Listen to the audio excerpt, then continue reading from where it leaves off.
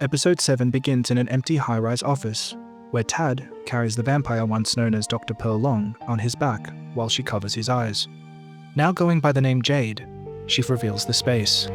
She's secured it as the future headquarters of a vampire feeding agency, a place where vampires can feed safely without harming humans. But Tad immediately questions how she could afford a location like this. Jade brushes the question aside, claiming someone simply gave it to her and asking Tad not to ruin the moment. Despite his doubts, Tad lets it go and joins her in imagining their future. The story then takes us back in time, where we see Victor and Violet, members of the rebellion against the construction of the Iron Heart. After living on the run for months, they realize they can no longer keep running.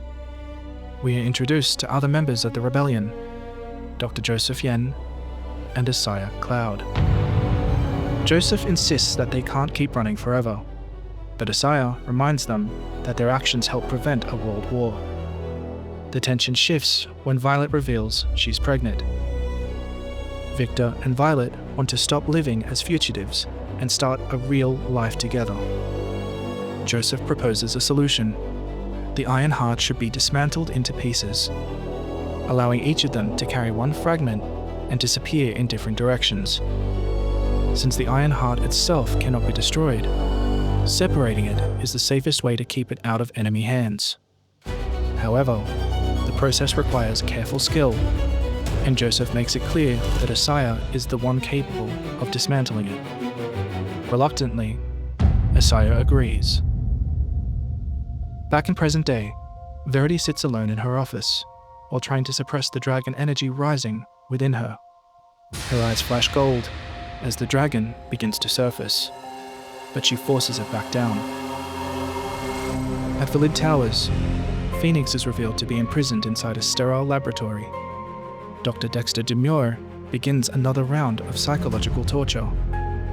Phoenix has been injected with a serum that paralyzes her body while leaving her fully conscious. Dexter calmly announces the end of Phase 1 and begins Phase 2, forcing even darker visions into her mind. Meanwhile, Isiah enters the energy auction house, disguised as a creative consultant for Verity Towers. His mission is to find a piece of the Iron Heart, and a clue lies inside. He speaks with the manager, Olivia Brand, about purchasing a painting he saw displayed at a fundraiser. Olivia explains that the painting belongs to the Long family and isn't for sale. Later, Isiah returns to his hotel room and discovers Fei Long waiting for him. Fei introduces herself calmly and explains that her family has protected a secret tied to the painting Isiah is searching for. She explains that the artwork was painted long ago and is of their ancestor, Dr. Joseph Long.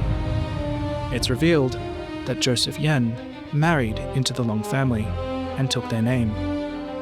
The artwork was confusingly named in honor of a prophetic figure known as the Cloud Psychic. Isiah realizes that this was Joseph's way of leaving a message for him. Earning Isiah's trust, he reveals the truth about himself to Fei. He is not human. Isiah Cloud shows a strange painted marking on his head. He reveals he is actually a being from a powerful alien race known as the Hygarvians, an ancient and highly advanced civilization. With Earth as the only place he is welcome, he would do anything to save it, which led him to joining the rebellion years earlier. This is where he met and befriended their ancestor, Joseph. Fei explains that if the Cloud Psychic ever returned, her family was instructed to offer him a change of clothes from belt to boot. At first, the clue confuses Isiah, but Fei reminds him of something she once told her daughter, Feng Huang, that one must accept who they truly are. With this said, Isiah finally understands the clue. The phrase about a change of clothes from belt to boot isn't literal. It points to the sword depicted in the artwork, whose blade runs from the warrior's belt to his boot. When Fei shows him the real sword kept in the Long family's vault, Isiah understands that Joseph hid the Iron Heart fragment inside the sword. Despite Fei protesting the weapon is a treasured family heirloom, Isiah freezes her in place. He apologizes and steals the sword.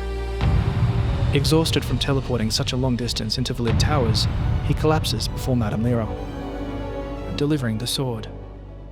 Meanwhile, Verity arrives at the vampire feeding agency, expecting a normal meeting. Instead, she finds Jade waiting for her.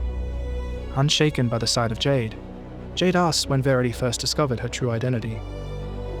Verity reveals that she's known for years. Her grandfather already told her Jade was one of the Long family's buried secrets.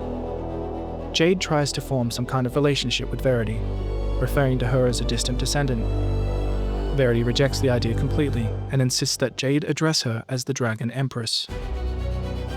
The confrontation ends with Verity storming out, barely containing the dragon within her. Meanwhile, Phoenix continues to endure Dexter's psychological torture in the laboratory. Isiah is brought in to assist with Dexter's next phase, to dig through Phoenix's memories. Using his power combined with Dexter's technology, Isiah is able to project Phoenix's memories onto the wall. We see moments of her life, the moment Phoenix decided to refer to herself by her original given name, rather than the one her adopted family gifted her, Feng Huang. It's revealed, Phoenix is Verity's little sister.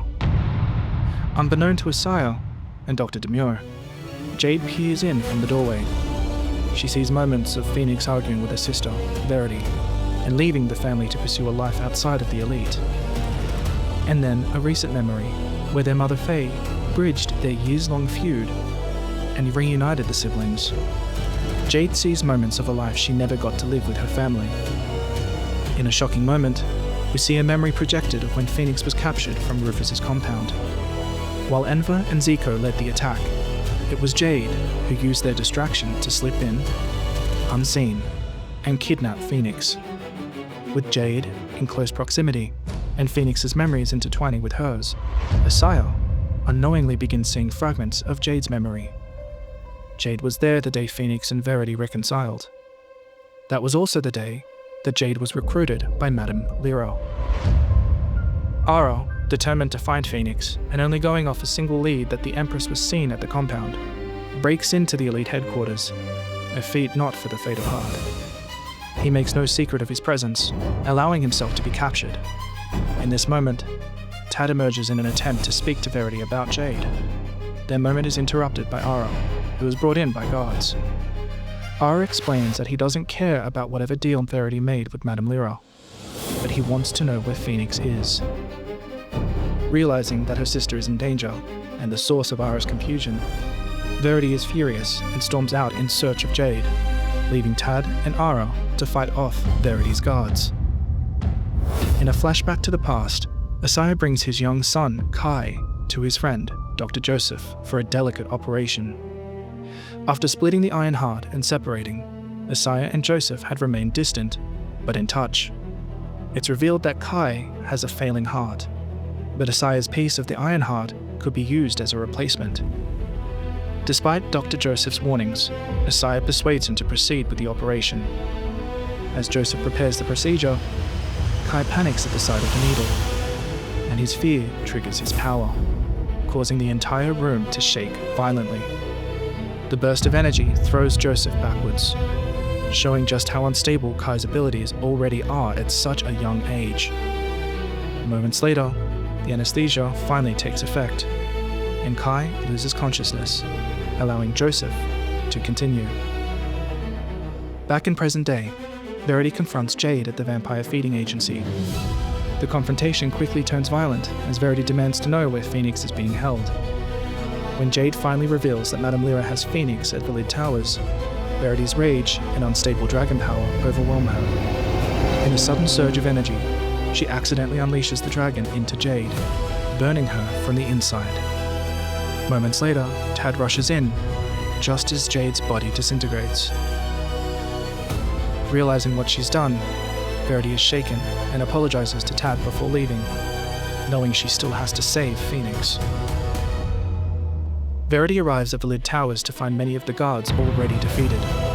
There, she comes across Ahra Gong, who had already worked out where Phoenix was and was already storming the building to save her. The two join forces and continue to search for Phoenix, pushing deeper into the facility.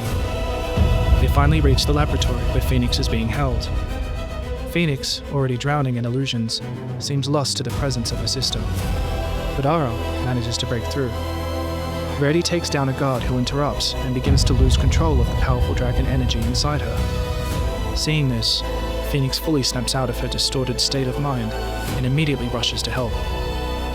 In a desperate attempt to save her sister, she insists that Verity transfer some of the dragon power into her, sacrificing a piece of herself to save her sister. Phoenix doesn't know how this will impact her abilities, and she doesn't care. The only important thing is saving her sister from self-destruction. After escaping the tower, they regroup. Verity thanks Ahra for helping to save her sister, earning her respect and trust. But when Verity offers Ahra a position in the elite, Ahra turns her down. He explains that his heart belongs somewhere else. Verity likes the answer, and with that, Phoenix and Ahra are teleported home. Later, Tad is shown in the aftermath of a violent feeding frenzy, surrounded by bodies of his victims, clearly shaken and consumed by grief after Jade's death. It is here that Bloodstone finds him. Instead of attacking him, she sits beside him and speaks calmly.